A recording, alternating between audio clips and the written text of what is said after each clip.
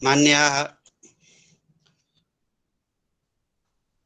अस्यां कार्यशालायां समुपस्थिताः राष्ट्रेषु अन्ताराष्ट्रेषु च स्वकीयेन पाण्डित्येन कीर्तिपताकां दोधूयमानाः अद्यतनदिवसस्य प्रमुखातिथयः अथवा प्रमुखरूपेण अध्यापकाः अस्माकं निवेदनम् अङ्गीकृत्य अत्र समुपस्थिताः गुरुवर्याः प्रोफेसर् निरञ्जन मिश्र महोदयाः अत्र समुपस्थिताः वर्तन्ते। तेषां चरणयोः प्रणतिपुरस्सरम् अत्र वाचिकं स्वागतं व्याहरामि।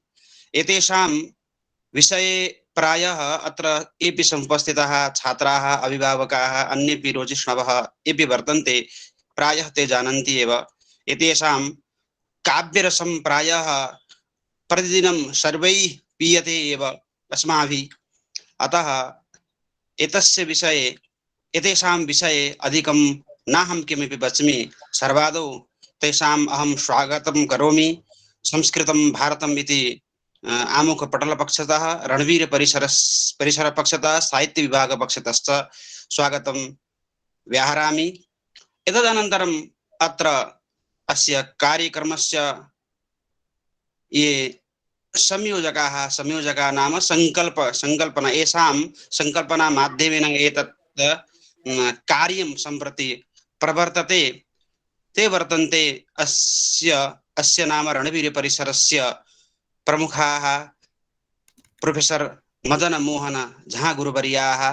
तेषां विषये तु प्रतिदिनम् अहं किं वच्मि सर्वेपि वयं जानीमः। एतेषाम् एतादृशानि कार्याणि प्रायः आमुखपटले प्रतिदिनं भवति एव। एतेषामपि अत्र कार्यशालायां स्वागतं, यतोहि स्वागतं तु तेषामेव भवति ये बहिस्थात् समागताः भवन्ति। एते तु अस्मदीयाः एव वर्तन्ते, अतः तथापि अस्मिन् अद्य चतुर्थदिवसस्य कार्यक्रमे स्वागतं व्याहरामि। तदनु अस्माकं मार्गदर्शकाः पथप्रदर्शकाः संरक्षकाः अपि वर्तन्ते, साहित्यविभागप्रमुखाः कविवर्याः आधुनिक संगणक अथ च आंग्ल प्रवृत्ति व्याकरणादि समस्तेषु शास्त्रेषु लब्धपारंगताः विशेषेण साहित्यशास्त्रे कृतभूरिपरिश्रमाः प्रोफेसर सतीश कुमार महोदयाः कर्पूर महोदयाः अपि अत्र राजन्ते। तेषामपि स्वागतम् अहं पूर्वमेव उक्तवान्। स्वागतं तु तेषामेव भवति ये बहिस्थात् उपस्थिताः भवन्ति। एतेषामेव कार्यक्रमः अहं तु केवलं निमित्तमात्रं सञ्चालकरूपेण, अतः तथापि अत्र सञ्चालकत्वेन अहम् अत्र स्वागतं व्याहरामि। तदनु राष्ट्रीय केन्द्रीय संस्कृत विश्वविद्यालयस्य श्री रणवीरपरिसरस्य तत्तद्विभागानां प्रमुखाः सम्मत अत्र विराजन्ते। नामकरणम् अहं न करोमि, यतोहि एवं करोमि चेत् अधिकः कालक्षेपः भवति। अद्यतनीयः अत्यन्त हर्षस्य समयः कालः वर्तते। गुरुवर्याः अत्र समुपस्थिताः वर्तन्ते, अतः तेषां रसास्वादनाय सर्वेपि तत्त्वावधानरूपेण वर्तन्ते समुपस्थिताः। अतः पादपद्मयोः प्रणतिपुरस्सरं मान्याः गुरुवर्याः निरञ्जन मिश्र महोदयाः निवेद्यन्ते। कृपया अत्र काव्यरसैः अत्र अस्मान् मोदयन्तु इति। नमो नमः सर्वेभ्यः। दीन दीन दीन दीन दीन धधकत नदन नंदि मुरजं द्रण द्रोण द्रोण द्रोण रण रण घर घर रवम स्फुरत् फू फू फू फू फणिपति फणात् फूत्कृति शतं शिवं भूयो भूयः प्रथम नट नाट्यं दिशतु वः। अयि मान्याः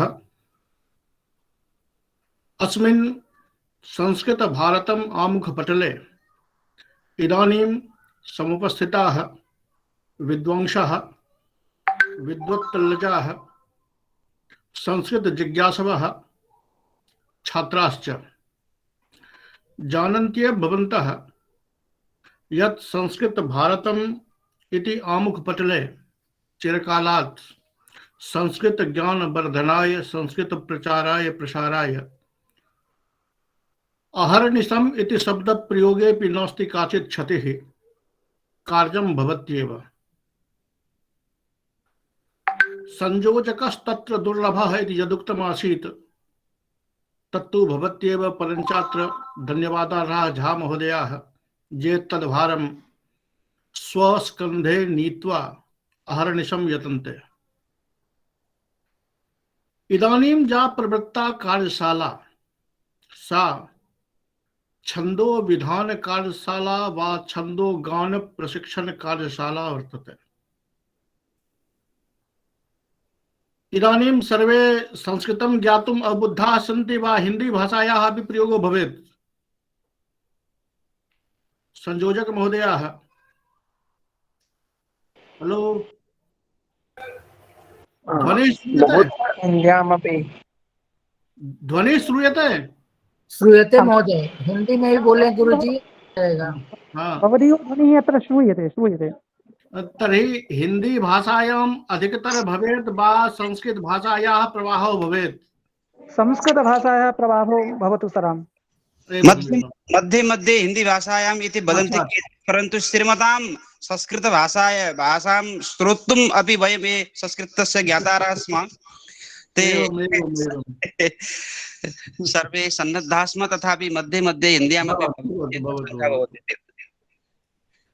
इदानीं यावत् जे गुरवः समायाताः तेषां समेषां मुखात् छन्दो विधानस्य या परिपाटी अस्माकं वाङ्मये वर्तते तस्याः अनुसरणं कुर्वन्ति भवन्तः इदानीं यावत्। प्रायः इदानीं यावत् ज्ञातवन्तो भवन्तः यत् छन्दो विधान परंपरा कथं स्वीक्रियते अस्माभिः। तो वस्तुतः छन्दो विधानेन पद प्रयोगे अर्थावबोधे वा सहृदयानाम् आनंदोत्पत्तौ आयाति काचित् लय व्यवस्था। लय व्यवस्था पदेन यदि वक्तुं समर्थोऽहं तर्हि एवं जानन्तु भवन्तः कि हिंदी भाषायाम उच्यते कि ऐसे तो अपना पैर और कमर कोई भी हिला ले कहीं मंच पर खड़ा होकर के, लेकिन वो नृत्य नहीं हो जाता, और ऐसा पैर और हाथ हिलाने वाला नर्तक या नर्तकी नहीं बन जाती। लेकिन उसी हाथ पैर हिलाने को अगर एक तालबद्ध के रूप में प्रयोग किया जाता है, एक लय में उसका प्रदर्शन किया जाता है, तो वह नृत्य हो जाता है और ऐसा करने वाला नर्तक या नर्तकी हो जाती है। तदा तेषां तदेव प्रयोगः सहृदयानां कृते आनंद कारको भवति। तथैव संस्कृत भाषायाः अपि स्थितिः वर्तते। अस्माकं जे आचार्याः अभवन् तैः अतिप्रयासेन सहृदयानाम् आनंदोत्पत्तिः कथं स्यात् इति मनसि निधाय सूक्ष्मातिसूक्ष्म विवेचन पुरस्सरं छन्दो विधान परंपरा विहिता वर्तते। भवतु नाम इति तु यत्किमपि विषयः वर्तते तत् भवद्भिः सर्वेषां मुखात् श्रुतमेव। अद्य जेषां छन्दसां वर्णनं भविता वा यस्य छन्दसः दायित्वं मम स्कन्धे वर्तते भवताम् अग्रे बोधनाय। न जाने तद् बोधयितुं समर्थो अहं न वा, परन्तु यथासाध्यं प्रयासं करोमि। जानन्ति भवन्तः यत् प्रथमं छन्दः वर्तते तत्र द्रुत विलम्बित अतिरमणीयं छन्दः। अस्मिन् छन्दसि सर्वे जानन्ति जे छन्दो विंशति छन्दो मंजरी वा वृत्तरत्नाकरस्य अध्ययनं कृतवन्तः ते जानन्ति यत् 12 वर्णाः भवन्ति प्रतिचरणं। श्लोके 4 चरणानि भवन्ति, तत्र प्रथमचरणेपि 12, द्वितीयचरणेपि 12, तृतीयचरणेपि 12, चतुर्थचरणेपि 12 एवं क्रमेण वर्णानां प्रयोगो भवति। अत्र मात्रायाः परिगणना न भवति, वार्णिक छन्दः, तो वर्णस्य परिगणना विधीयते। वर्णस्य परिगणनार्थं गणस्य गणना भवति इत्यपि श्रुतपूर्वमेव भवतां नगन यगन मगन इत्यादि जे गणाः सन्ति तेषामपि वर्णनं भवद्भिः श्रुतम्। अत्र यदि द्रुत विलम्बितस्य चर्चा क्रियते तर्हि अस्य लक्षणमस्ति द्रुत विलम्बितमाह नभौ भरौ। नभौ भरौ पदेन नगन ततो भगन ततो पुनः भगन ततो पुनः रगड़, अर्थात नगन भगन भगन और रगन ये 4 गण लगा दें, ये छंद बनके तैयार हो जाता है। इदानीम अस्माभिः विचारणीयं किम केवलं वर्णानां प्रयोगेन छंदसो गाने काचित् विशिष्टता समायाति नायाति वा। यथा मया पूर्वमेव उक्तं यत् वर्णानां क्रमशः विनियोजनस्य कलायाः एव छन्दो विधानमस्ति। अनेन क्रमेण यदि नगन भगन भगन रगन इति क्रमेण वर्णान् नियोजयन्तु भवन्तः, केवलं वर्णान् न नियोजयन्तु अपितु तदनुगुणं शब्दस्यार्थ प्रतीतिरपि भवेत्, तर्हि रमणीयता समायाति स्वयमेव। अस्य नाम एव वर्तते द्रुत विलंबित। आप जानते हैं कि द्रुत का मतलब होता है तेज, अब विलंब का मतलब होता है धीरे धीरे। तो आप कहेंगे ये द्रुत भी है और विलंब भी है, ये कैसे?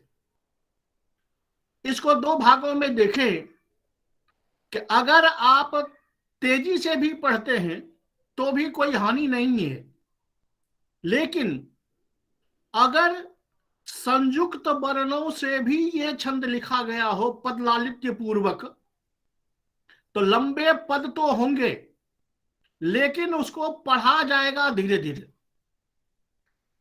यथा विलंबेन विलंबे पदेन शनैः शनैः शनैः शनैः यदि उच्चारणं क्रियते तर्हि छन्दसः अस्य रोचकता वृद्धिमुपयाति।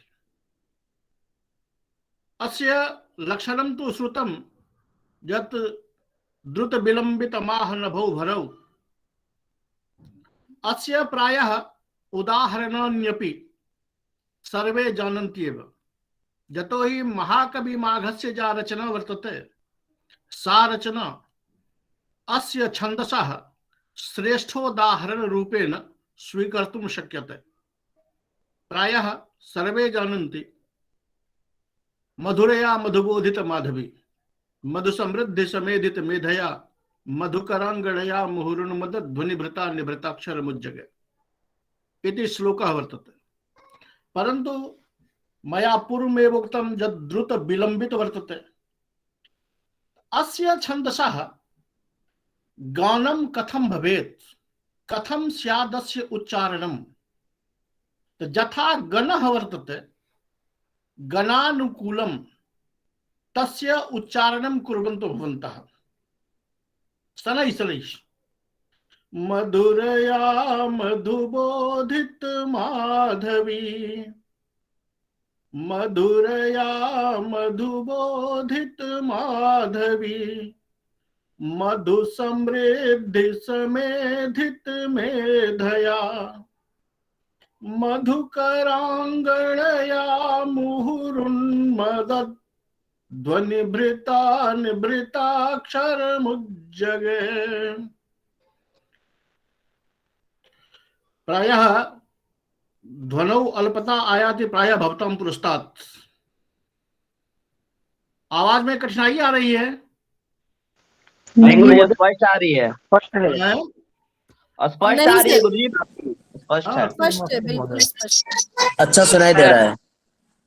अस्य छन्दसः प्रयोगे, अस्य छन्दसः प्रयोगे पश्यन्तु भवन्तः, प्रथमा जा पंक्तिरस्ति मधुरया मधुबोधित माधवी, अतिसुकोमलं सरसः माधुर्य गुणानुकूलं शब्द प्रयोगो वर्तते अत्र।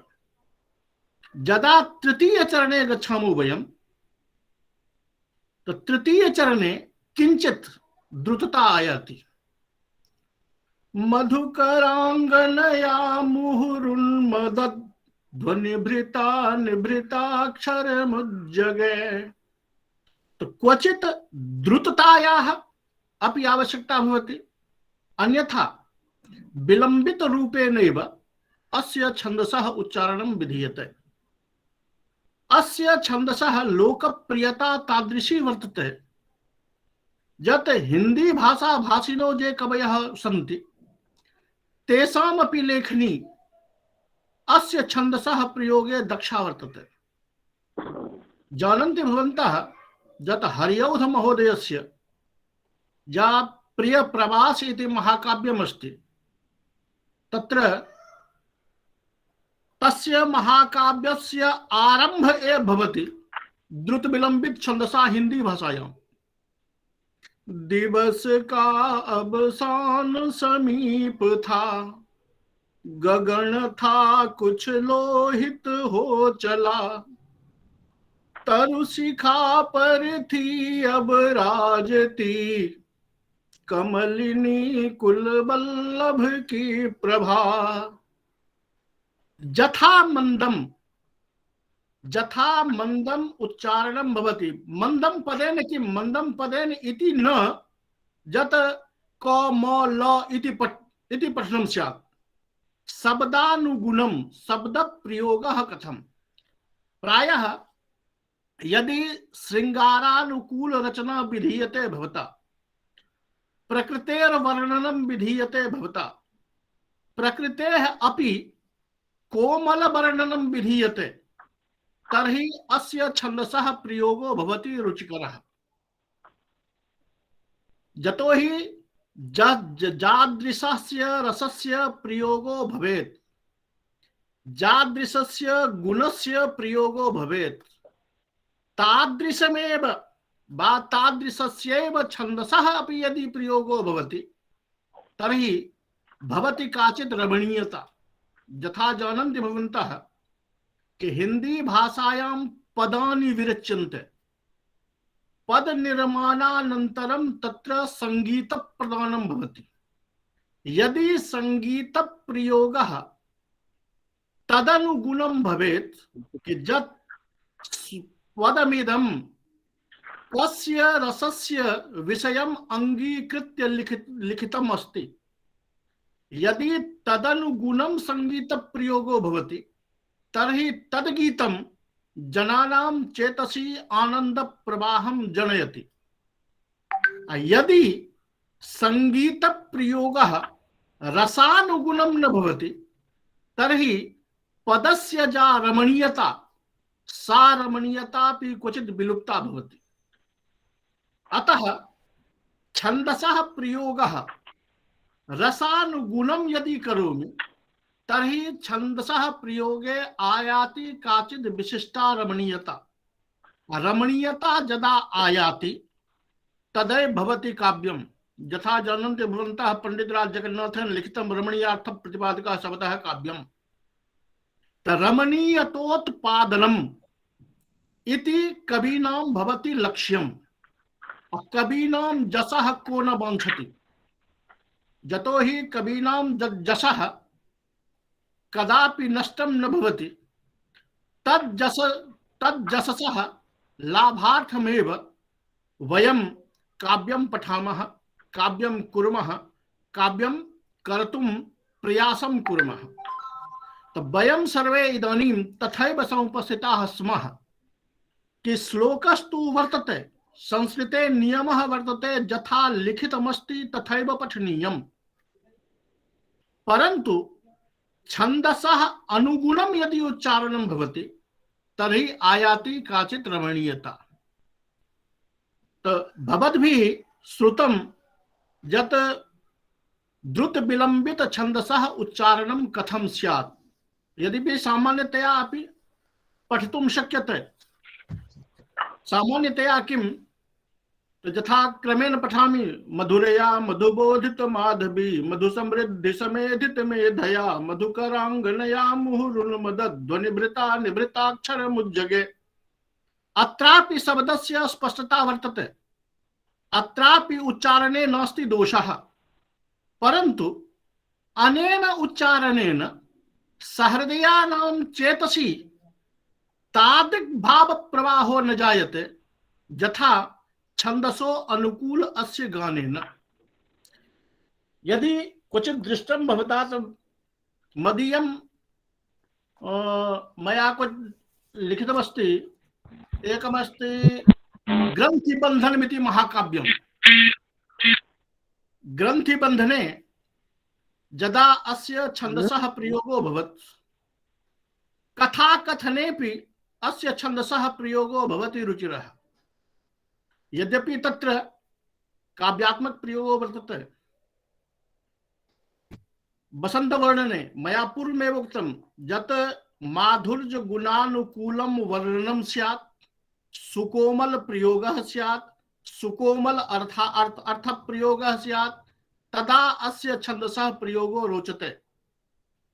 नवरसाल रसालस मानसं सुमनसां मनसामपि मार्दवं हरति हन्त वसन्त वसंवदो मनसि जो मनसः श्रियमाहरन्। यद्यपि श्लोकस्यास्य श्रवणेन प्रतीयते यत् भवन्तो मनसि विचारयिष्यन्ति यत् इति तु कवीनां लेखनमस्ति, कवयः ललित पदावली प्रयोगं कुर्वन्ति, तेन रमणीयता आयाति, परन्तु नहीं। यदि सामान्य पदस्यापि प्रयोगो भवति तदापि छन्दसः प्रयोगेन आयाति रमणीयता। यथा अस्यैव छन्दसः प्रयोगं पश्यन्तु भवन्तः। निजपतिं द्युपतिं नभसोऽङ्गणं करसहस्रबलैः समुपागतं हृदि विचिन्त्य निमीलितलोचना निमिषमीलनबन्धमखण्डयत्। अत्र पदलालित्यं नास्ति, सामान्य प्रयोगो वर्तते, परन्तु श्लोकस्य या ज्ञेयता भवति, उच्चारणस्य या परिपाटी वर्तते अस्माकं, सा परिपाटी उच्चारण व्याजेन सहृदयानां चेतसि कामपि रमणीयताम् उद्वहति। अत्तामेव रमणीयताम् आदाय जनाः जानन्ति यत् अहो श्लोकस्य गाने भवति आनन्दः।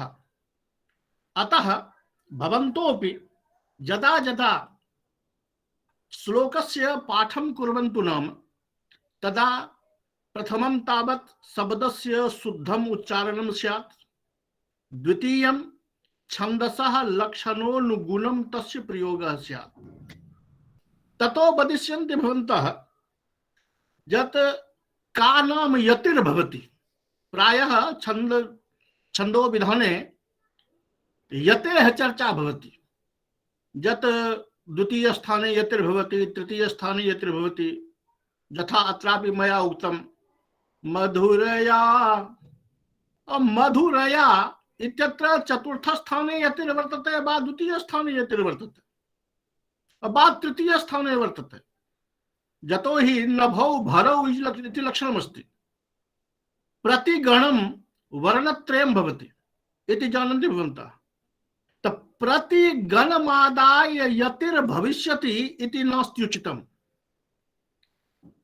यतिः किं करोति? जदा जदा यति परिवर्तनं क्रियते गायकैः तदा तदा स्वर वैभिन्यम आयाति। अर्थात स्वर भेद रचनार्थम तत्र यतेः प्रयोगो विधीयते। अन्यथा पूर्वं नाम पश्यन्तु, श्रीमतां केदार भट्ट महोदयानां विरचितं यद् वर्तते वृत्तरत्नाकर नाम ग्रन्थः, तत्र पश्यन्तु, तत्र तेन महोदयेन केवलं कारिका लिखिता वर्तते। तत्र यतेः चर्चा न कृता तेन। कथं? पश्चात् छन्दोवृत्त, छन्दोमञ्जरी इत्यादौ यतेः अपि चर्चा वर्तते, वा अन्यस्मिन् ग्रन्थे यतेः अपि चर्चा वर्तते। तो यतेः प्रयोगः स्थाने स्थाने स्वर वैभिन्यम आनेतुं यतेः प्रयोगः भिन्न भिन्न रूपेण क्रियते। कथं क्रियते इति अग्रिमे छन्दसि अहं सुस्पष्टं करोमि, यत् केन प्रकारेण अन्तरम् आयाति। तो इदानीं यावत् प्रायः द्रुत विलम्बित इत्यस्य गानं श्रुतं भवद्भिः वा उच्चारणस्य या परिपाटी वर्तते सा श्रुता। मन्ये अग्रे कश्चित् अस्य श्लोकस्य पठने सौलभ्यं लभेत। यदि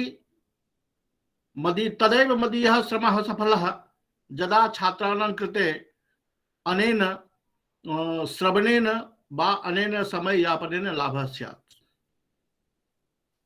द्वितीयं छन्दः वर्तते अस्माकं पार्श्वे भुजंग प्रियातम। भुजंग प्रियातम जानन्ति भवन्तः। भुजंगः भवति सर्पः, अप्रियातम भवति तस्य गमनम्। तो सर्पस्य गमनम् इति भुजंग प्रियातम। तो सर्पस्य गमन इत्यनेन को अर्थः?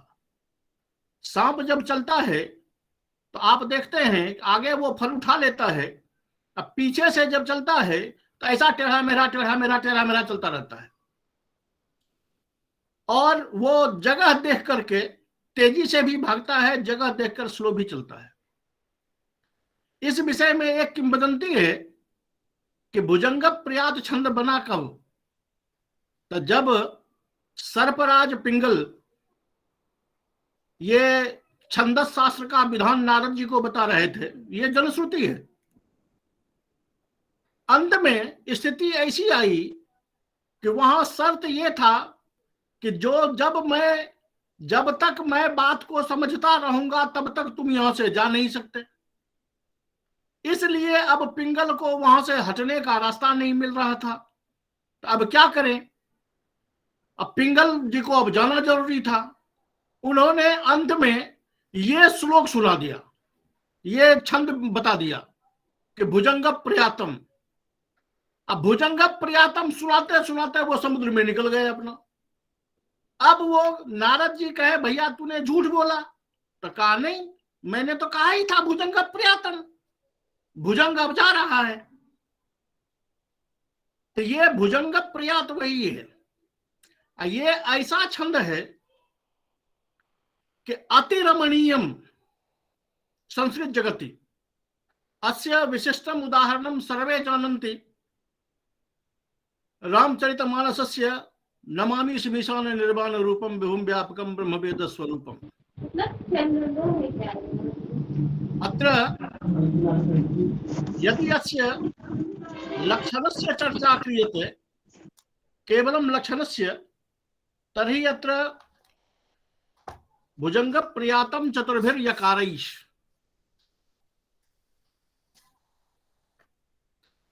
चत्वारो यकाराः भवन्ति। अर्थात चतुर्णाम यगनानां प्रयोगः प्रतिचरणम अर्थात 12 वर्णाः। तो यगनम जानन्ति प्रथमं लघु द्वितीयं तृतीयं च गुरु एवं क्रमेण प्रथमं लघु गुरुद्वयं प्रथमं लघु गुरुद्वयम् एवं क्रमेण 12 मात्राः 12 वर्णाः प्रयुक्ताः भवन्ति अस्मिन् छन्दसि। अस्य छन्दसः पाठमपि तथैव भवति भुजङ्गप्रियातंवत्। सर्वे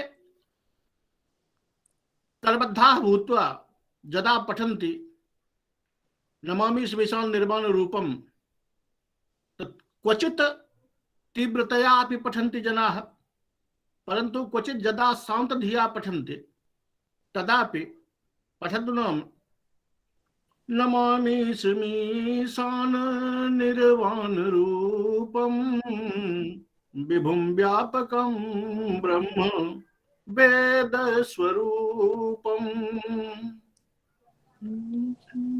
अनेन क्रमेण सामान्यतया सर्वेषां गणानां शब्दानुगुणम् उच्चारणम् अत्र विधीयते,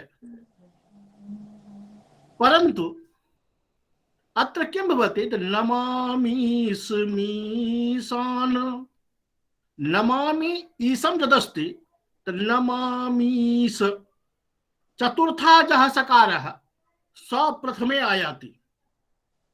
तेन किं भवति जनानां कृते अर्थावबोधे क्वचित् बाधनं न स्यात्, अतएव नमामि स्मीशान ईशम् ईशान उच्चारणेऽपि दोषो न भवेत्, जनानां कृते अर्थावबोधेऽपि बाधा न भवेत्, तथा उच्चारणं भवति अस्य छन्दसः वा कस्यापि छन्दसः। मया यदुक्तमासीत् पूर्वं यत् यतेः प्रयोगः कथं क्रियते। पश्यन्तु नाम हिंदी भाषा का एक सुप्रसिद्ध गीत है जो सभी जानते हैं, वो इसी भुजंग प्रयात का शुद्ध रूप है। उसमें कहीं न मुखड़े में कोई अंतर है न अंतरे में कोई अंतर है। वो गीत है सभी जानते हैं, तू ही मेरी मंदिर तू ही मेरी पूजा तू ही देवता हो तू ही देवता हो। नमामि स्मीशान निर्वाण रूपम विभुं व्यापकं ब्रह्म वेद स्वरूपम। अजं निर्गुणं निर्विकल्पं निरीहं चिदाकाशमाकाशवासं भजेऽहं। यथा सर्पः गच्छति क्वचित् तीव्रगत्या क्वचित् शनैः शनैः। अत्र पश्यन्तु नाम तेन किं कृतमस्ति। मया पूर्वं पठितं यत् नमामि स्मीशान निर्वाण रूपम, अत्र तृतीये यत्र ददामि तत्र तेन गीतकारेण किं कृतं, तू ही मेरी मंदिर नमामि स्मीशान। नमामि तृतीय में जाकर के उसने विराम दिया और फिर पांचवें में जाके विराम दिया। जब हम स्तोत्र पाठ करते हैं तो तृतीय में नहीं तृतीय में जाकर देते हैं, उसने पहले तृतीय में दिया फिर पंचम में दिया। तो यतेः प्रयोगः यथा भिन्न भिन्नतया भवति तथा गानस्य कलायामपि विभिन्नता आयाति।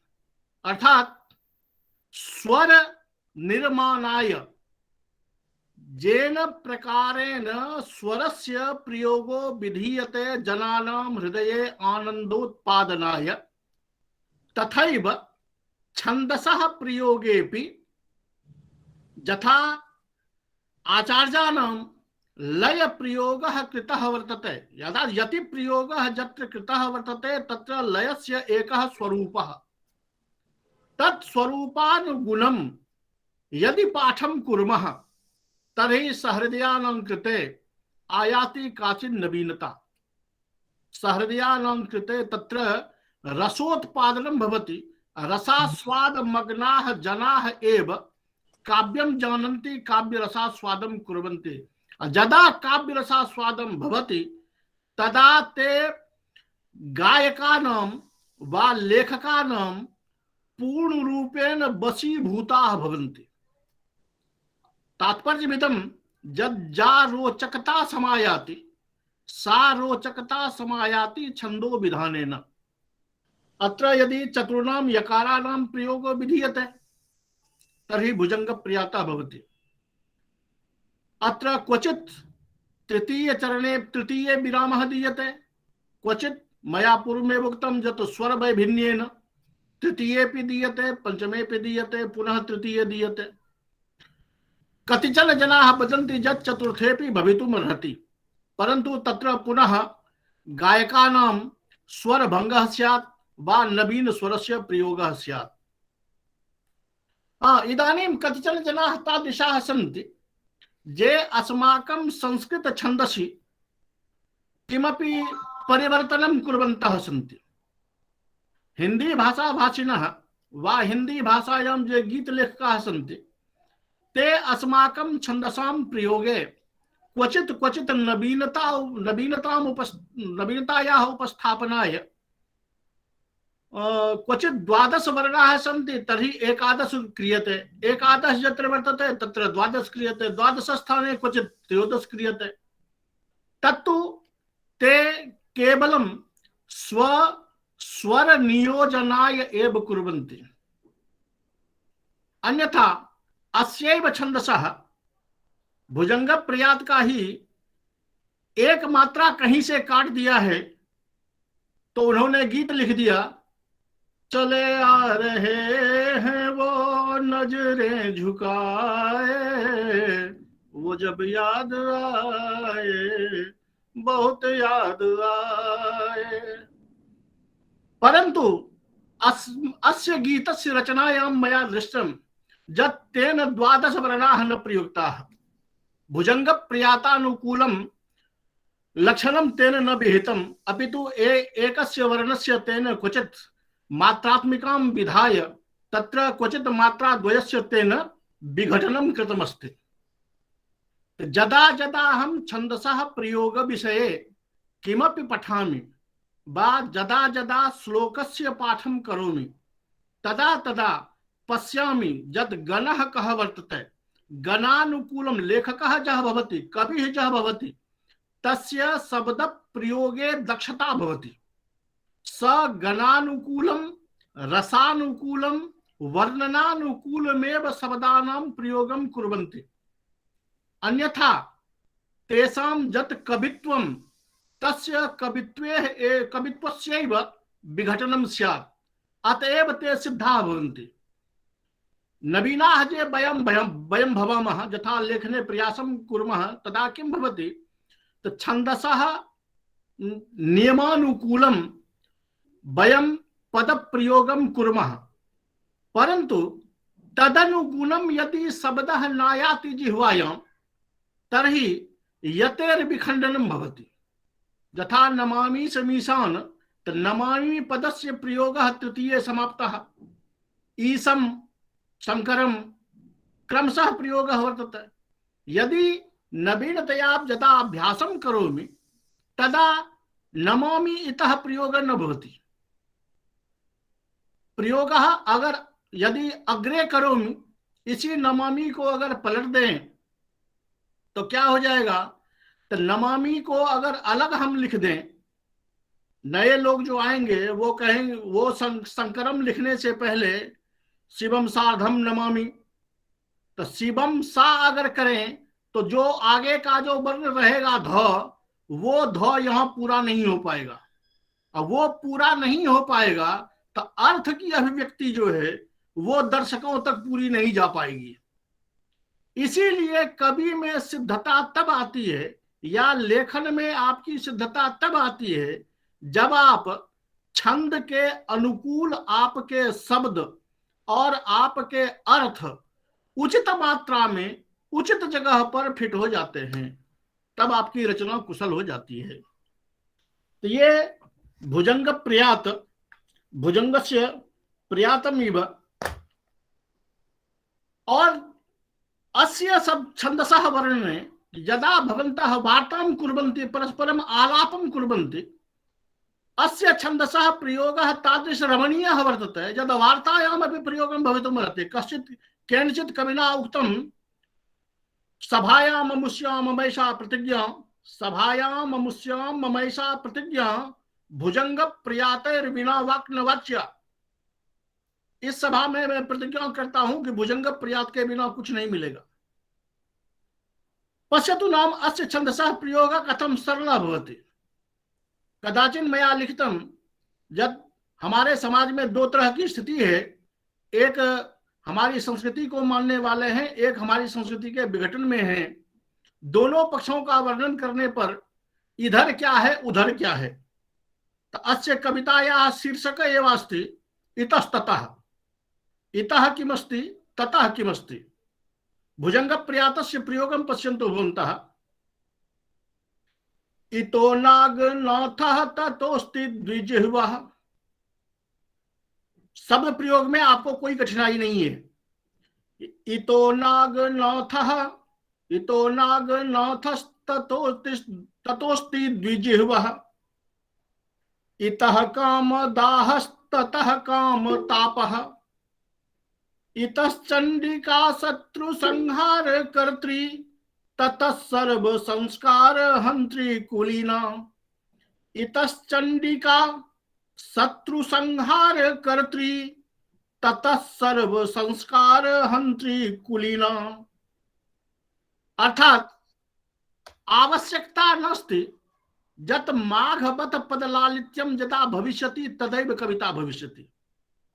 कविता सामान्य शब्द प्रयोगे नापि भवति, परंतु शब्द प्रयोगे तस्य प्रयोगः कुत्र कथं केन प्रकारेण भवेत् इति ज्ञानम् आवश्यकं भवति।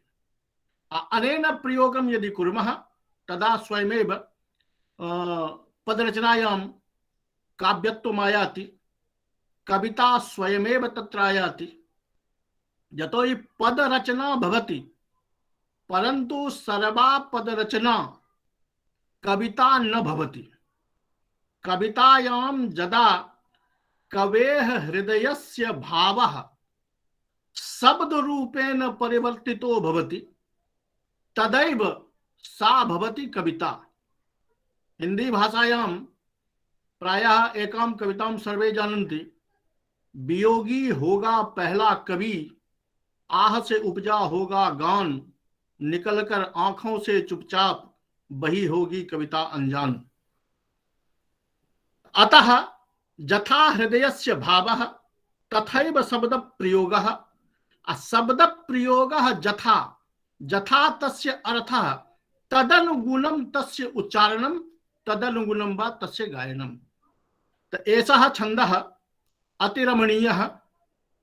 प्रार्थनायामपि, श्रृंगारिक गीत गानेपि, श्रृंगारिक गीत रचनायामपि यदि भवन्तः छन्दसः प्रयोगं जानन्ति, एतादृशस्य छन्दसः प्रयोगं जानन्ति भवन्तः, तर्हि गीतलेखने अन्य विधायाः परिज्ञानस्य आवश्यकता नास्ति। यतो हि गेयं छन्दः, अस्य छन्दसः प्रयोगं कुर्वन्तु, विविध प्रकारेण छन्दः गातुं शक्यते। भवतु नाम अग्रेपि गच्छामि। तृतीयः वर्तते सृग्विणी। सृग्विणी छन्दसः लक्षणमस्ति किं? चतुर्भिः रकारैः सृग्विणी, चतुर्भिः रकारैः अर्थात चतुर्णां रगणानां प्रयोगः।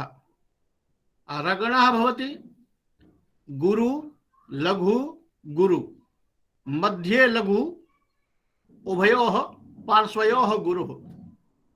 तो एवं क्रमेण यदि प्रयोगः भवति तर्हि भवति रगन प्रयोग चतुर्णाम रगनानाम प्रयोगेन सृग्विनी छंदः। यद्यपि नवीनागतानां बालानां कृते सृग्विनी छंदः नवीनताम् आदधाति यतो हि तेषां छंदो विंशतिकायां वा सामान्य प्रयोगे ते सृग्विन्याः प्रयोगम् अल्पतया पश्यन्ति। केवलं विशिष्टत्वेन यदा भारतं भारतीयं रमाकांत शुक्ल माननीय रमाकांत शुक्ल महोदयानां या कविता वर्तते अनारतं भारतं तत्र तु सृग्विनी वर्तते एव, परंतु सृग्विनी छन्दः न केवलम् इतः आरब्धः अपि तु चिरकालात् वर्तते। अस्य छन्दसः अच्छा रहेगा। क्या हिंदी में यदि हो जाए तो बहुत सुंदर लगेगा गुरुजी। मतलब सृग्विनी एक ऐसा छंद है कि जिसको आप बहुत विधा में गा सकते हैं। ये कहिए कि ये सदाबहार छंद है। यद्यपि भुजंग प्रयात भी सदाबहार है, लेकिन भुजंग प्रयात से भी अधिक रूप से सदाबहार छंद है ये हमारा सृग्विनी। इसमें 4 रगन का प्रयोग होता है।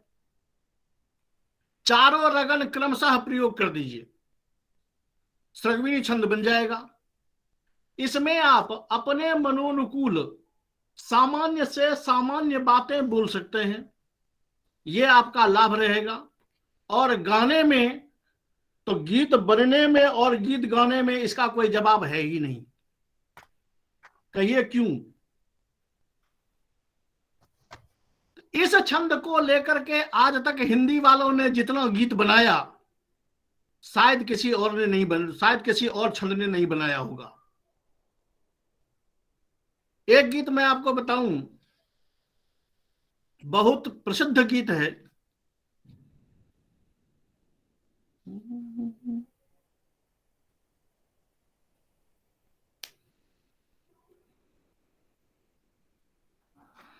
तुम अगर साथ देने का वादा करो, मैं यूं ही मस्त नग में लुटाता रहूं। ये छंद जो ये गीत जो है हू बहू सृग्विनी है, एक मात्रा का फर्क नहीं है कहीं। 4 रगन लगा के देख लीजिए। भारतं भारतीयं नमामो वयं पावनं पावनीयं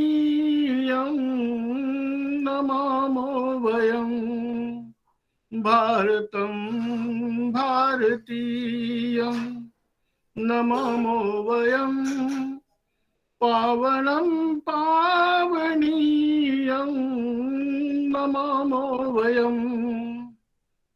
केवल आपको 4 रगन लगाने हैं और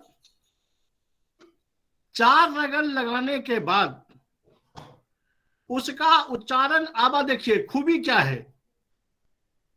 इसमें अगर किसी गाने वाले की आवाज सुमधुर हो और टाइट हो, थोड़ी पंचम की तरफ बढ़ता हो आवाज, वो इस गीत को और रमणीक बना सकता है।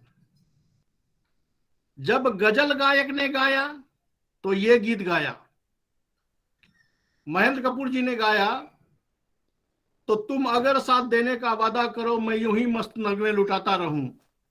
अब चतुर्गन रकार ये आप घर पे बैठ के अपना देख लीजिए कि लगता है कि नहीं।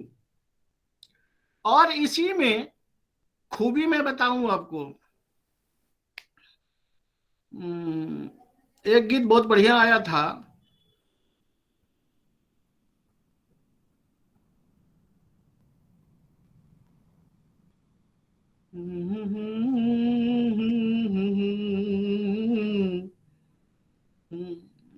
चलिए अब याद आएगा तो बता दूंगा। रफीक साहब का गीत है, बहुत फेमस गीत है वो। सृग्विनी में सामान्यतः जदा चतुर्णाम रगणानाम प्रयोगम कुर्मः। गुरुजी बीच में चाहूंगा मैं कि ये कक्षा समाप्त नहीं होनी चाहिए गुरुजी। हम लग रहा है कि कोई युग जी रहे हैं हम लोग। एक पूरा युग ही जी रहे हैं आनंद में, तो ये समाप्त नहीं होनी चाहिए, ऐसा आपने आह्वान दिया है कि साथ में हमारा कवि सम्मेलन हो रहा है, साथ में हम छंद के अध्ययन भी कर रहे हैं, तो एक अद्भुत मतलब अपने आप में ये कक्षा हो रही है गुरुजी। सर आपको चलिए बहुत प्रणाम पूर्वक बहुत धन्यवाद सर, हम लोग बहुत अच्छे से बहुत लाभान्वित हो रहे हैं। बहुत चलिए धन्यवाद सर, श्रगविणी आभार का सर। अर्थ भी बता दीजिए गुरुजी, श्रगविणी का अर्थ। चलिए। हाँ वो पहले वो ये क्या कहते हैं, अभी जो मैं बात कर रहा था भारतम ये भारतीयम। हम्म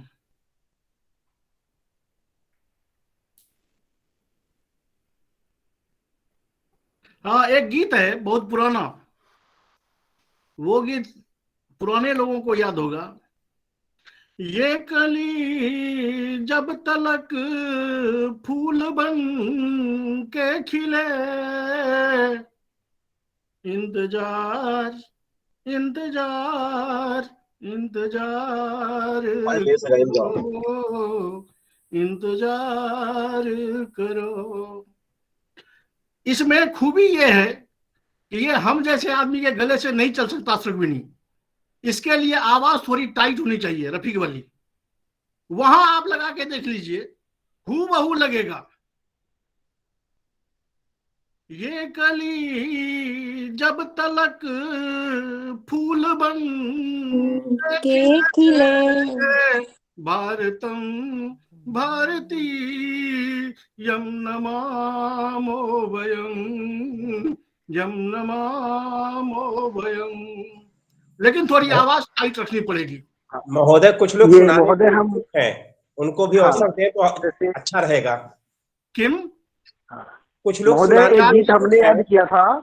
एक एक करके बोले तो हाँ कई आवाज टकरा हाँ जाती है। महोदय ये हाँ गीत हमने याद किया था कभी इसी तर्ज पर। ये धर्म वेदिका जग में छा जाएगा, इंतजार इंतजार इंतजार करो, ऐसे करके।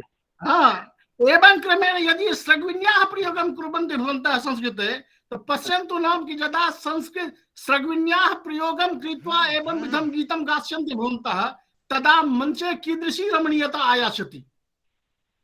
और ये प्रयोग, ये गीत भी मुझे तब याद आया था जब मैं इसी गीत पर व्याख्यान दे रहा था आपको देवप्रयाग परिसर में। तो एक वहां प्रोफेसर साहब है, उनकी आवाज बड़ी बहुत अच्छी है। उन्होंने अपने मुंह से आवाज जो ही निकाली कि मुझे यह गीत तुरंत याद आ गया, अरे ये गीत तो पूरा का पूरा सृग्विणी है भाई, इसके गा के सुना। और उन्होंने मेरी ही कविता भारतम भारतीयम नमामो वयम, उसको पूरा का पूरा गा दिया उसी लय और ताल में। तो छंदसम प्रयोग, यदि हम लोग अपने छंदों को सही सलामत प्रयोग करें तो ये जो आज हम मंच पर गीत लिखने के लिए बच्चों को गीत का अनुकरण करते हैं, तो हम फिल्मी गीतों का अनुकरण न करें। फिल्मी गीत वालों ने हमारा अनुकरण किया है, सारा का सारा। भुजंग प्रयात 1, सृग्विणी 2, तोटक 3, दोधक 4, बसंतिल का 5, ये सब ऐसे छंद हैं जिनका हू बहू उसने मेरा नकल किया हुआ है। खास करके गजल गाने वाले ने तो कमाल कर दिया है। हमारा बसंतिल का और उपजाति ले ले करके तो वो अमीर हो गया है। वो ये अलग बात है कि हम वहीं बसंतिल का गाते रह गए अपने लय में, उन्होंने इसमें 4 चांद लगा दिया और सुपर हीरो बन गए। नहीं तो बसंतिल का आप लोगों ने पढ़ लिया है, 14 मात्रा 14 वर्णों का है। उस पर कभी आप मुकेश साहब को याद कर लिया कीजिए कि मुकेश साहब का प्रियतम छंद था ये। आपको सुन के आश्चर्य लगेगा कि मुकेश साहब ने कब ये छंद पढ़ लिया। भाई मुकेश साहब ने पूरा का पूरा ये छंद पढ़ा था, और उसमें जब वो उपजाति का मिश्रण करके चलते थे तब तो उनका गजल और उनका गीत लाजवाब होता था। नसीब में जिसके जो लिखा था वो तेरी महफिल में काम आया, किसी के हिस्से में प्यास आई। अब जरा अपना बसंत का उल्टा लीजिए। तम वीक्ष्य बेपथुमतीं सरसांग यस्तीं निक्षेपणाय पदमुद्धृतमुद्वहन्तीं मार्गाचल व्यतिकराकुलितेव सिन्धुः शैलाधिराज तनया न जयौ न तस्थौ तम वीक्ष्य बेपथुमतीं सरसांग यस्तीं। छन्दसः प्रयोगम केवलम यदि अनुगुणं कुर्मो वयं तर्हि अस्माकं पार्श्वे तादृशानां छन्दसां बाहुल्यम् अस्ति यत् कस्यापि अनुकरणस्य आवश्यकता एव नास्ति। जनाः मदीयम् अनुकरणं कुर्वन्ति, वयं कथं तस्य अनुकरणं कुर्मः। भवतु न इदानीं छन्दः आसीत् स्रग्विणी। स्रग्विण्याः प्रयोगेऽपि स्वल्प स्वल्प शब्द प्रयोगेन यथा पश्यन्ति भवन्तः चतुर्दिक्षु वातावरणम्, अस्मिन् छन्दसि नास्ति आवश्यकता यत् श्रृंगारे एव अस्य प्रयोगो भवेत्, अपितु कस्यापि विषयस्य विवेचनम् अनेन छन्दसा भवितुमर्हति, सामान्यतया भवितुमर्हति, गेयतया भवितुमर्हति। होलिकायां मया लिखितम् आसीत्, तो होलिकायां स्रग्विणी लोक संजीविनी दिव्य कल्लोलिनी, लोक संजीविनी दिव्य कल्लोलिनी, लोक लीला लता गंध संवाहिनी, हृदगतानंद कंद प्रबोधभासिनी, मत्ततानंग रंग प्रियोल्लापिनी, मत्ततानंग रंग प्रियोल्लापिनी। नास्ति आवश्यकता यत् एतेषां सुघटित पदानामेव प्रयोगेन स्रग्विणी भवति इति आवश्यकता नास्ति। लघु पद प्रयोगेन पश्यन्तु, यद्यपि होलिकायाः प्रयोगो वर्तते परन्तु लघु पद प्रयोगेन कामिनी मानिनी दामिनी यामिनी, क्रमशः पश्यन्तु, सन्धि नास्ति कुचित्। कामिनी मानिनी दामिनी यामिनी, मन्मथानंद सिंधौ तरत पद्मिनी, मन्मथानंद सिंधौ तरत पद्मिनी, सटपदानंद सटपदानंद संदोह संवर्धिनी, दृश्यते बीथिकासु भ्रमन्ति स्वयं, दृश्यते बीथिकासु भ्रमन्ति स्वयं।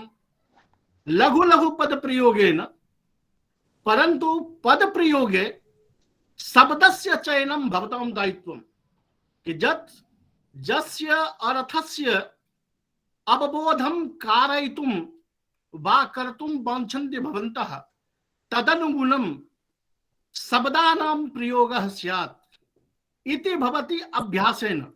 इत्यहं वच्मि, यत् इति एकस्मिन् दिने न भवति वा कार्यशालायां षड्दिनं यावत् भवता यत् श्रुतं यत् अभ्यस्तं तेने भविष्यति इत्थं न भवति।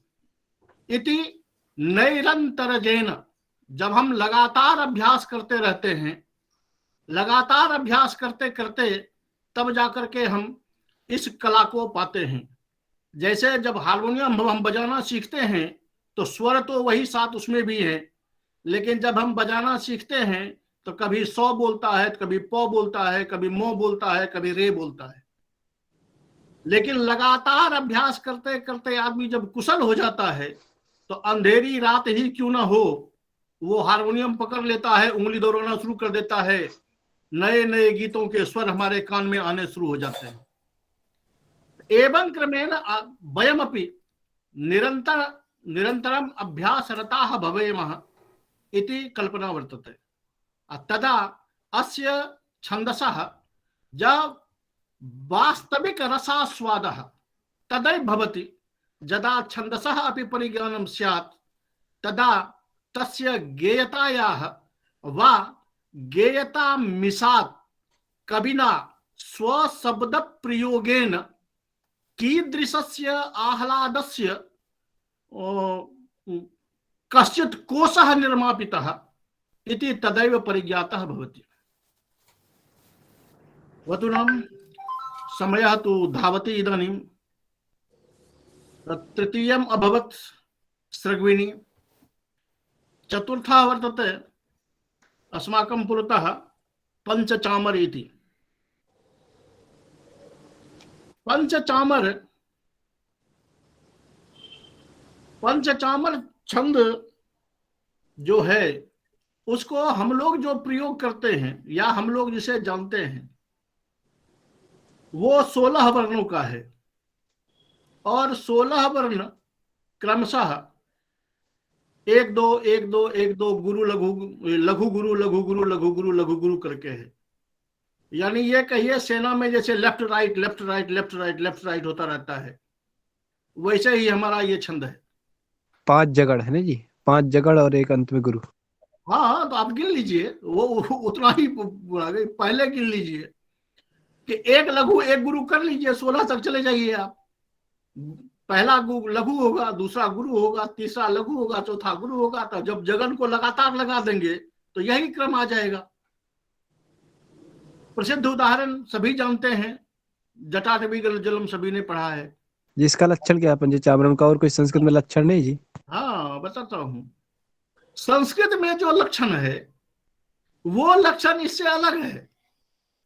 संस्कृत लक्षण कहता है, ये जो आपके केदार भट्ट महोदय जो वृत्त रत्नाकर के रचयिता हैं, उनका जो पंचचामर है, उनका पंचचामर जभौ जरौ करते हैं। वो जगन भगन जगन रगन, वो कहते हैं जभौ जरौ पंचचामरम। अब वो जभौ जरौ वाला पंचचामरम जो है, वो हम जो पंचचामर पढ़ते हैं वो सटीक नहीं बैठता है।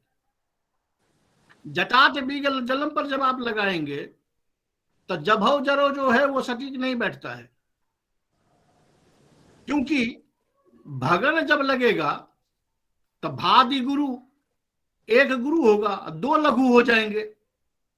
जबकि जो पंचचामर हम पढ़ते हैं इसमें जटाट बीगल जल प्रवाह पावित स्थले गले लंबे लंबिताम भुजंग तुंग मालिकाम डमड डमड डमड डमन निनाद बड्डमर भयम चकार चंड तांडवम तनोतु शिव शिवम।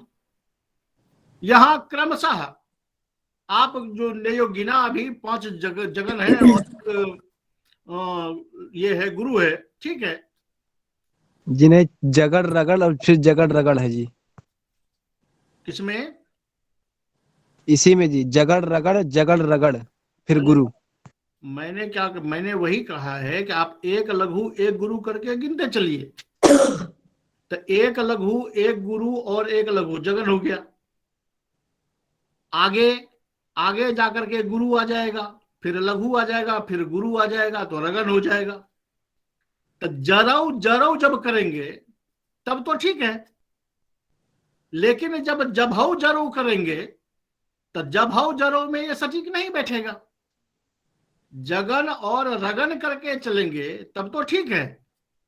इसीलिए मैंने कहा कि जो हम प्रयोग करते हैं जगन जी इसका लक्षण होगा ना, जरौ जरौ जगा विदम वदंति पंचचामरम।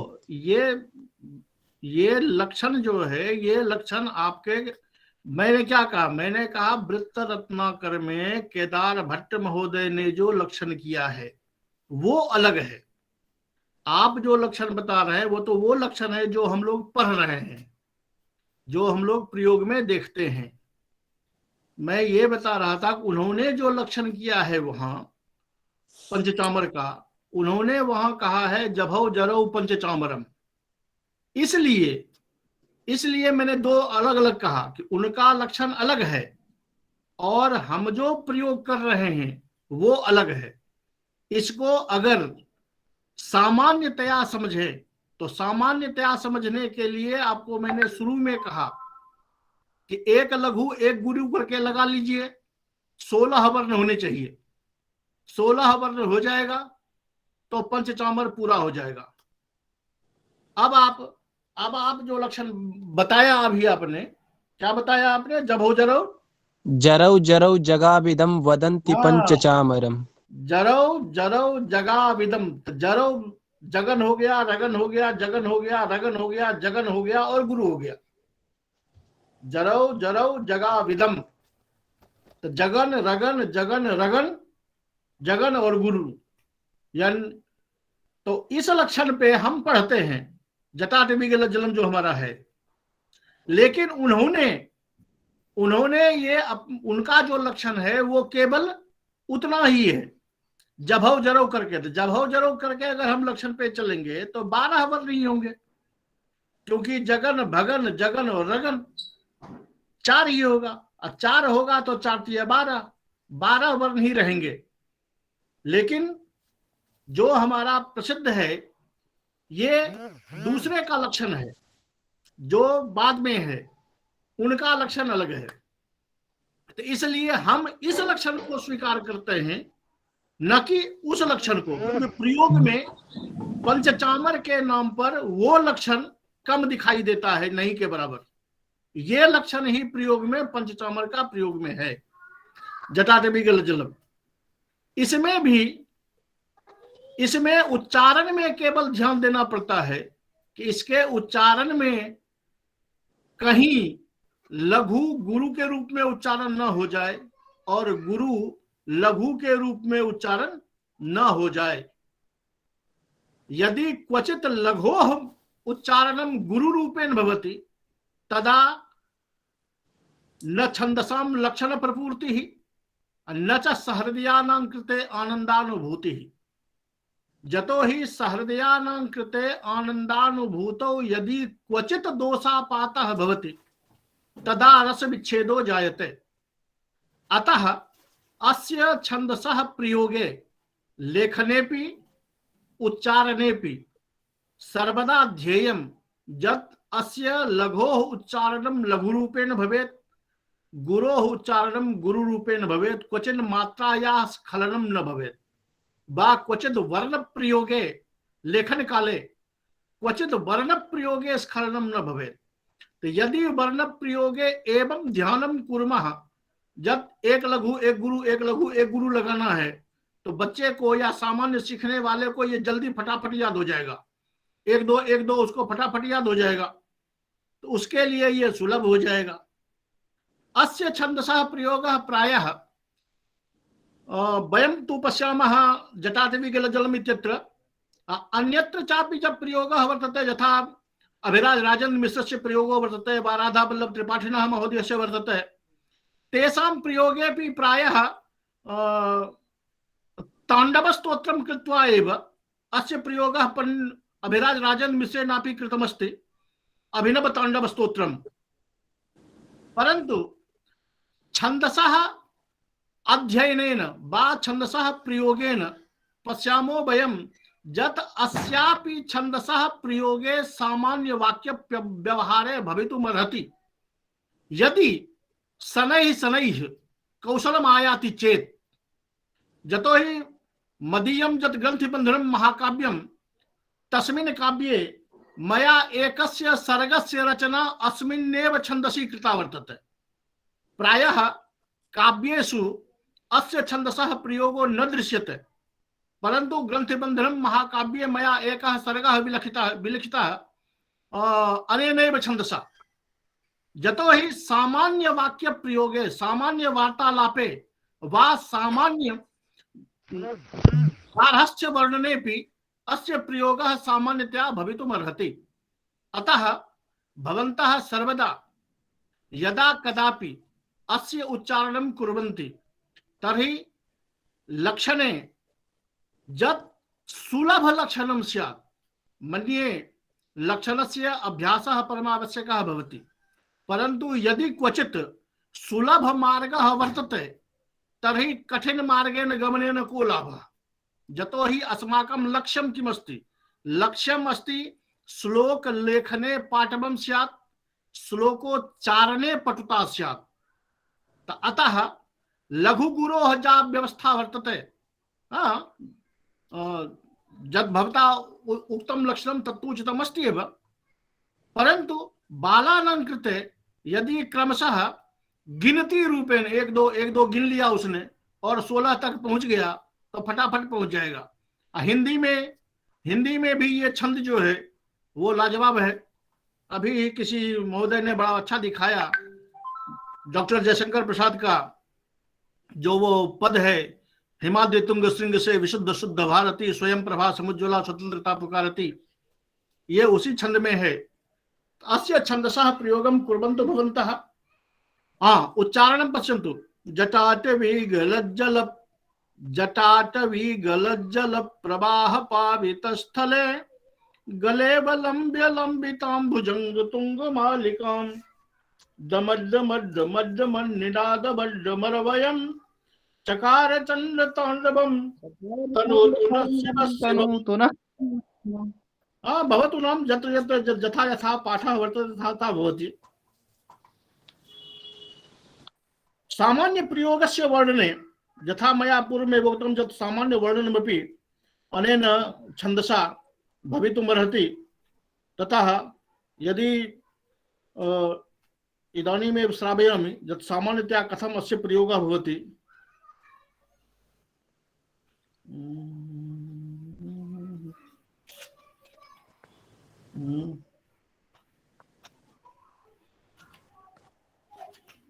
नमस्ते महोदय, एकः प्रश्नः वर्तते मम।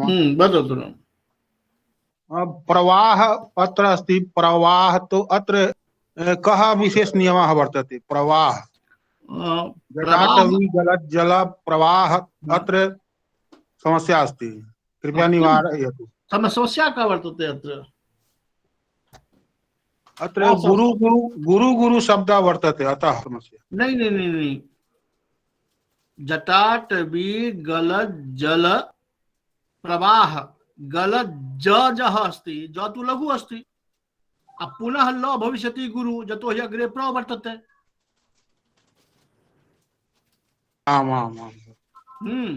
तर्हि एकः लघु एकः गुरु इत्यत्र बाधा। महोदय कुत्रापि प्रे हिरे वा सूत्रं भवति, रे हिरे वा। अरे इति तु वार्तिकमस्ति। प्र ब्र हरे इति कथनेन क्वचित् दीर्घः नायाति इति वार्तिकमस्ति।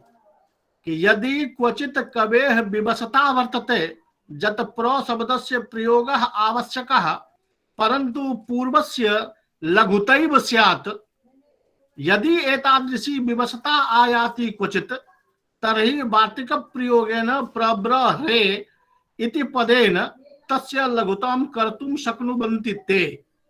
अन्यथा प्रपदेन पूर्वस्य दीर्घता न भवति इति क्वचित् नियमः नास्ति। प्रब्रह्र यद् वर्तते तत्तु अपवाद रूपेण प्रयोगः भवति। अन्यापि काचित् शङ्का वर्तते? अस्पष्टं महोदय, अस्पष्टं। धन्यवादः। सामान्यतया प्रयोगोऽपि अस्य छन्दसः प्रयोगेन भवितुमर्हति, यथा ग्रन्थिबन्धने मया कृतमस्ति। पश्यन्तु नाम, तपोवने सुकन्यका शुभङ्करेण संगता, तपोवने सुकन्यका शुभङ्करेण संगता, कथेति लोककल्पने तरापि कीर्तिता भवत्। गुणेश्वरो गुणाग्रणी ततोऽग्रिमार्थ साधनम्, व्यचिन्तयन् स्वमानसश्रमं दधौ स्वबन्धुवे। वदन्ति तत्र पंडिता बधूरियं सुमंगला, विशिष्ट भाग्य संतति प्रतानिनीव पुंजिता। सदागति प्रवाह लब्ध गद्ध मानसः, शुभंकरो मधुव्रतो हृतो जया गुणोत्करः। अर्थात सामान्य प्रयोगः यथा प्रयोगं कुर्मो वयं, तस्यापि प्रयोगः अनेन छन्दसा भवितुमर्हति। न केवलं स्तुति एव भवति, अपितु सामान्य वर्णनमपि अनेन छन्दसा भवितुमर्हति। उच्चारणे केवलं ध्येयं यद् गुरोः उच्चारणं लघुरूपेण न भवेत्, लघोः उच्चारणं गुरुरूपेण न भवेत्, अन्यथा सर्वं सुगरमस्ति। 16 वर्णाः अस्मिन् छन्दसि भवन्ति। तर्हि धन्यवादाः भवन्तः। यथा ज्ञानं यथा जानामि, न सर्वः सर्वं न जानाति, अतः महोदय ज्ञानमस्ति तथा इदानीं चतुर्णां छन्दसां प्रयोगविषये मया किञ्चित् भवताम् अग्रे श्रावितं। यदि भवतां कृते स्यात् लाभः तर्हि अस्माकं श्रमः अपि समुपयुक्तः। महोदय भवतां कार्यस्थलम् एवं संकेतकं मोबाइल इत्यादिकं ज्ञातुमिच्छामि। कार्यस्थलम् अस्ति, भविष्यत् कार्यस्थलं वर्तते हरिद्वारे। हरिद्वारे कुत्र महोदय? हरिद्वारे श्री भगवान दास आदर्श संस्कृत महाविद्यालये। धन्यवादः। गुरुजी द्रुतविलम्बस्य रागः किम् एकदा पुनः वदतु। मधुरया मधुबोधित माधवी, मधु समृद्धि समेधित मेधया, मधुकरांगनया मुहुरुन्मद, ध्वनिभृता निभृताक्षर मुज्जगे, ध्वनिभृता। हाँ वदतु नाम। शशि दिवाकरयोर्ग्रह पीडनम्, भुजङ्गमयोरपि बन्धनम्, मतिमतां च विलोक्य दरिद्रतां, विधिरहो बलवानिति मे मति। रमणीयम् रमणीयम् रमणीयम्। महोदय एकं वारं शार्दूल पशुपतिं द्युपतिं धरणीपतिं बता दीजिए। महोदय छंद शब्दस्य व्युत्पत्तिं कथं भविष्यति? कः धातु? छंद शब्दस्य आम्। भवतां व्युत्पत्तिः कथं भवितुमर्हति इति तु वैयाकरणाः जानन्ति। यास्कमहोदयस्य निरुक्तं ये पठन्ति ते जानन्ति। महोदय मम एकः प्रश्नः। महोदय शार्दूल विक्रीडित छंद का एक बार लय बता दीजिए। शार्दूल विक्रीडित? जी शार्दूल विक्रीडितम छंद। शार्दूल विक्रीडितम। हरिओम। शार्दूल विक्रीडित का अभी बाद में होना है। गुरुजी को इतना बढ़िया से जो आप रसास्वादन कराएं, इसलिए गुरुजी को अब भविष्य में निवेदन करते हैं हमारे निर्देशक से कि एक छंद का एक दिन में हो गुरुजी का व्याख्यान, तभी आनंद आएगा। शार्दूल विक्रीडित 15 दिनांके श्वः अस्ति शार्दूल विक्रीडित छंदसः पाठनम परश्वाबा। शार्दूल विक्रीडित छंद का लय मुझे नहीं आ रहा और मेरे को बोलना है, इसलिए मैं पूछ रही हूँ गुरुजी से। जी उसका जाएगा शार्दूल विक्रीडित अलग से पूरे क्लास है उसके लिए। जी पौडल जी वर्तते। निदेशक महोदयानाम् अनुज्ञया कार्यक्रमस्य अवसाने यः कर्मः प्रवर्तते परन्तु अहम् अत्यन्त दुःखेन कार्यक्रमोऽयम् अवसानं प्रति गच्छति इति सूचयित्वा आत्मानं किं हिनोमि इव। यतोहि गुरुणाम् एवं प्रकारेण छन्दसां परिचयः पुरस्सरं गानं विहितं तद् नूनमेव अत्यन्त आह्लादकरम्। अतः अहमहमिकाया एपि अत्र प्रतिभागिनः आसन्, मध्ये आत्मानं रोद्धुमपि न पारितवन्तः, अतः मध्ये एव प्रश्नादिकं कृतवन्तः। अतः च अत्यन्त आनन्दस्य किम् अनुभूतिः जायते। काव्यस्य आस्वादनेन परमानन्दस्य अनुभूतिः जायते रसस्वादनेन इति अस्माकं काव्याचार्यैः काव्यशास्त्राचार्यैः उक्तं, तदेव अत्र अस्माभिः अनुभूतं। नूनमेव अद्य गीता जयन्ती इति मोक्षदा एकादशी इत्यस्य शुभः अवसरः वर्तते। नूनमेव मोक्षस्य आनन्दः सर्वैः विहिता इति अहं विश्वसिमि। आनन्दस्य प्राप्ति जाता, आनन्दं किम् अनुभूतम्। अस्तु, गुरुणा यादृशं विषय प्रतिपादनं विहितं नूनमेव तद् अद्भुतम् आसीत्। अहम् अधिकं वक्तुं न शक्नोमि। महाकवि नीलकण्ठ दीक्षितस्य एकं श्लोकम् उद्धृत्य अहं वदामि। छन्द प्रस्तुति तु प्रायः सर्वे एव कुर्वन्ति, परन्तु यानेव शब्दान् वयमालपामः, यानेव शब्दान् वयमुल्लिखामः, तैरेव शब्दार्थ विशेष भव्यैः सम्मोहयन्ते कवयो जगन्ति। एतादृशाः कवयः वर्तन्ते। अनेनैव श्लोकेन एतेषां सम्मानं जातम्। अधिकं यदि लिखिते गृहीत्वा शारदा सर्वकालम् इति कविनामेव, यद्यपि तत्र पुष्पदन्तेन भगवतः शङ्करस्य विषये प्रतिपादितं, तथापि एतादृशाः कवयः वस्तुतः निरङ्कुशाः वर्तन्ते। अतः अहम् अधिकं वक्तुं न शक्नोमि, कालक्षेपः बहु जातः। अतः गुरूणां चरणयोः प्रणतिपुरस्सरम् आभार प्रकटनं करोमि। भवताम् उपस्थिति माध्यमेन वयं धन्याः, परिसरः धन्यः, विभागः धन्यः जातः, विश्वविद्यालयस्य धन्यः जातः।